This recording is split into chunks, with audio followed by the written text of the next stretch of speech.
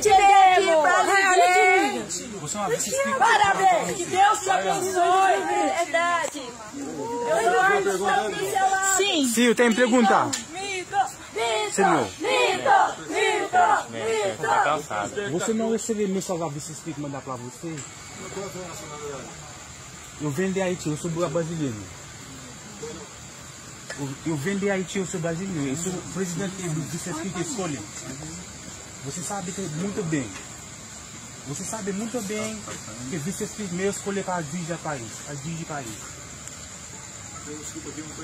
Você está entendendo bem, você está entendendo, estou falando brasileiro. Você não acabou. Você está recebendo mensagem no meu celular.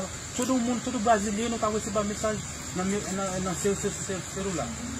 Você está recebendo mensagem a vice-presidente mandar para você. Você não é presidente mais.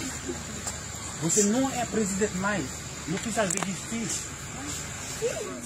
Eu descobri que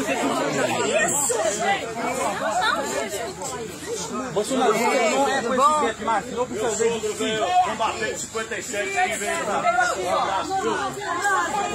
Deixa eu só deixar um texto bíblico. Orar por Senhor. Esse senhor aqui veio, quer fazer uma oração. Eu quero só deixar o Salmo 91, verso 9 e 10.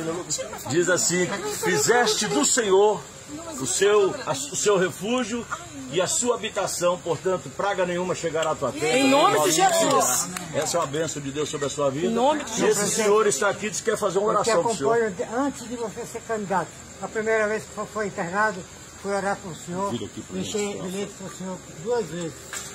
E sempre que eu já vim aqui, a segunda vez que eu estou vindo aqui, eu estou em oração para o senhor. O senhor pode atender, eu espero para atender o pessoal.